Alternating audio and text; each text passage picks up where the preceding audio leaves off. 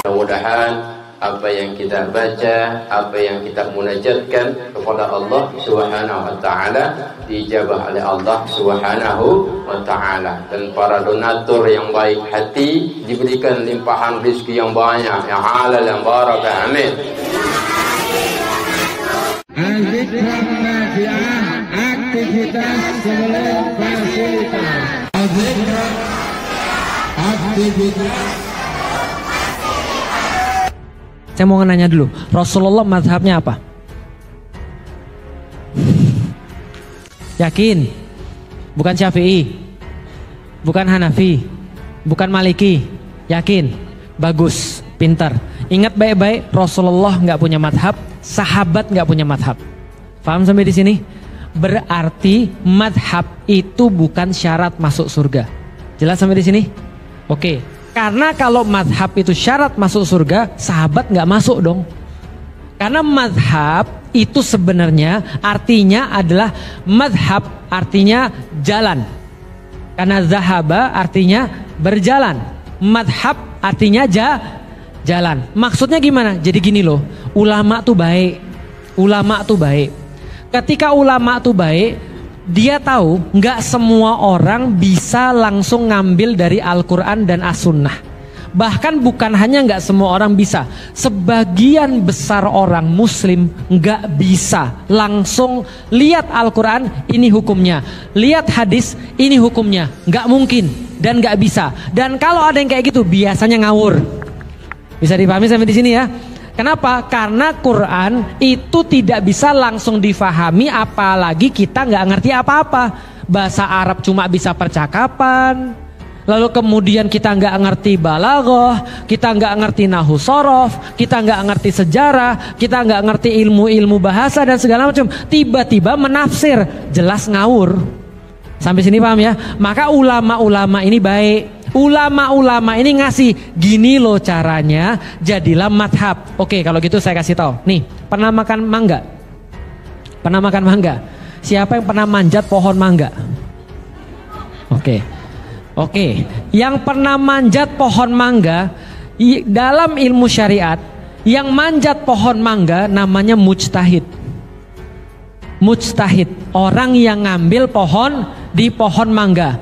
Mujtahid ini ada yang langsung manjat, ada yang caranya langsung manjat untuk dia ngambil buahnya, ada yang langsung manjat, ada yang pakai alat. Siapa yang pakai alat?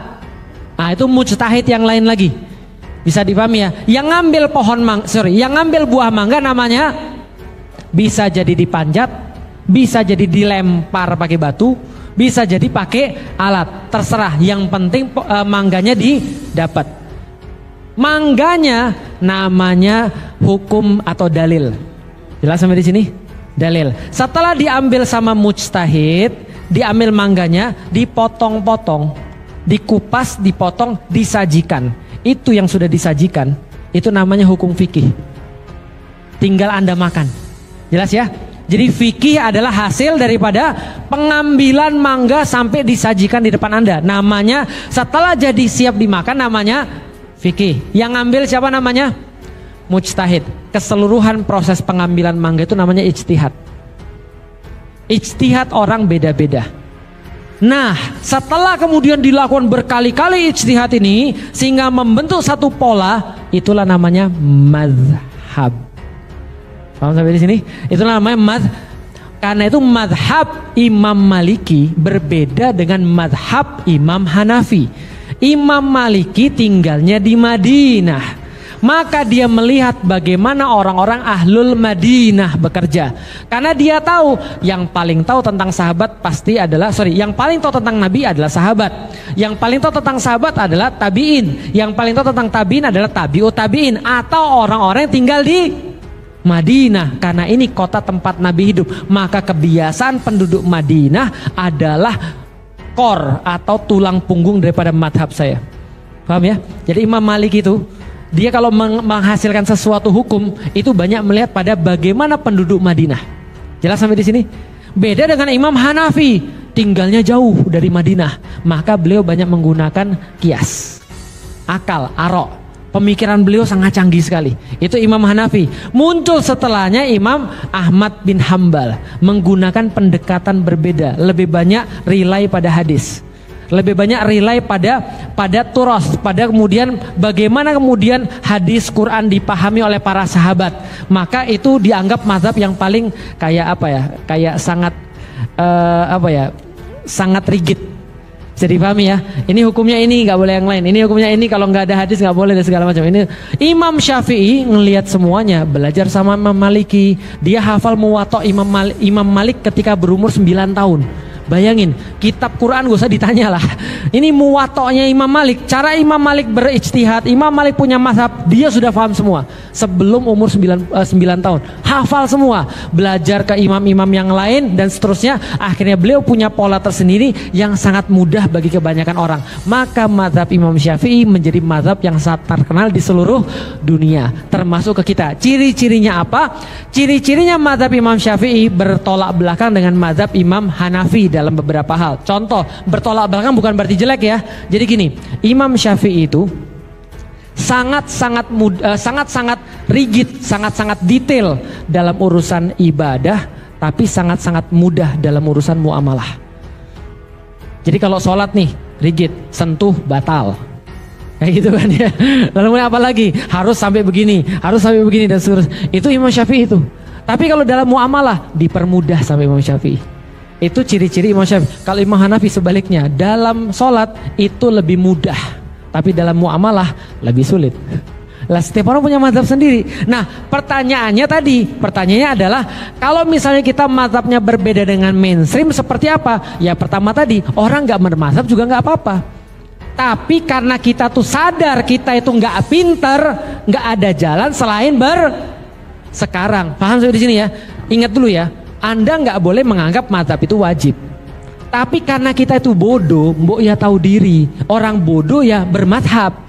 Kecuali kalau Anda sudah merasa sepintar Imam Syafi'i, bikinlah mazhab sendiri. Gitu kan ya. Tapi kalau belum, cara paling mudah bermazhab. Maka kalau Felix Shaw ditanya mazhabnya apa? Syafi'i. Lah kenapa? Karena saya bukan orang pintar, saya orang bodoh. Saya harus tanya ini hukumnya apa? Saya bukan orang yang bisa ngambil mangga, maka saya tinggal makan. Jelas sampai di sini ya. Ibu-ibu udah, pokoknya kita sudah ada yang ngambilin, sudah ada yang motongin, kita tinggal makan aja. Gampang, mazhabnya mazhab Syafi'i. Jelas ya pertanyaan pertama. Berarti kalau kita berbeda dengan mazhab kebanyakan, ya asal kita taat dengan hukum Allah, ya nggak ada masalah. Imam-imam memudahkan kepada kita, asal makan mangga, nggak ada masalah. Siapapun yang ngambil caranya gimana, yang penting kita makan, selesai. Itu yang pertama. Yang kedua, kalau kita mengkombinasikan mazhab, oke.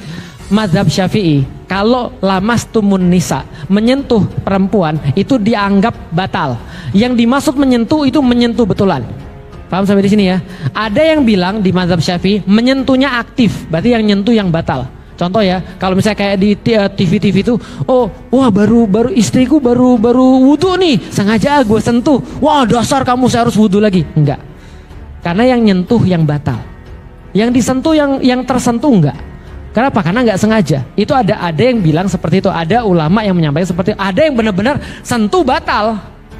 Paham sampai di sini? Oke. Imam Ahmad bin Hambal dan ulama-ulama di bawahnya berkata, enggak gitu.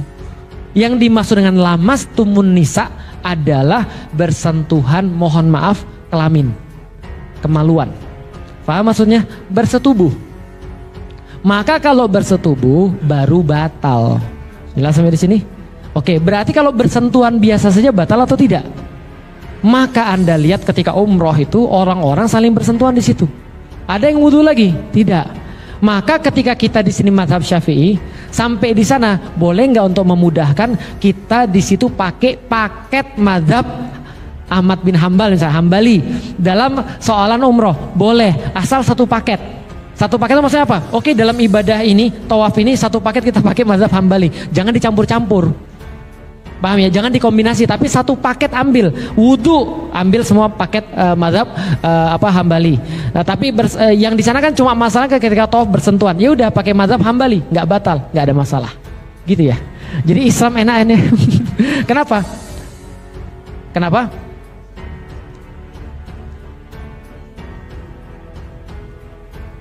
Nah, kalau kita misalnya mengambil pendapat guru-guru kita yang menjelaskan bersentuhan batal, berarti batal.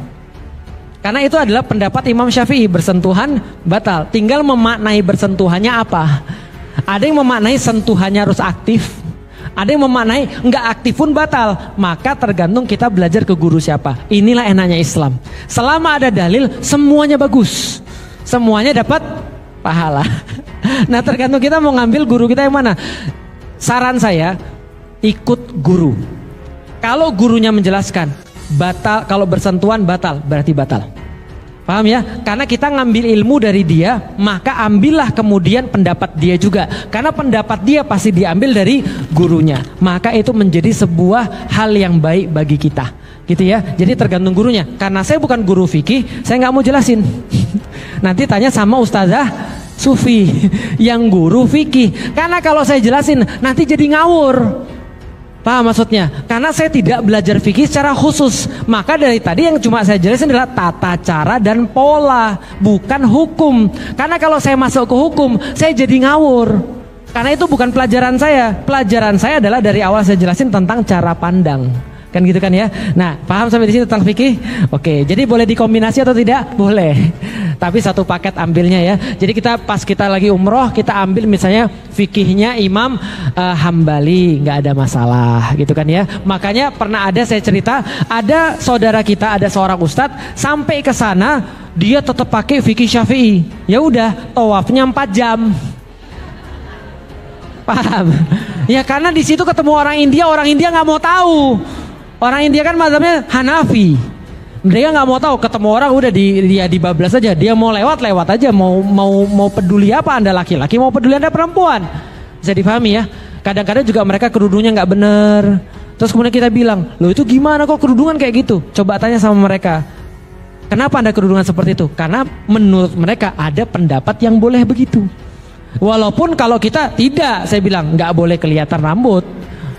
Pakai kaos kaki, paham ya sampai di sini ya? Itu karena saya menjelaskan madhab yang saya pakai, yang saya adopsi. Bisa dipahami sampai di sini? Nah, sampai sana lagi Hanafi, gila orang Turki pelihara anjing. Kok bisa Ustadz? Bukannya anjing itu haram? Itu madhab Syafi'i. Anjing itu najis mughaladhah. Lah kalau madhab Hanafi enggak.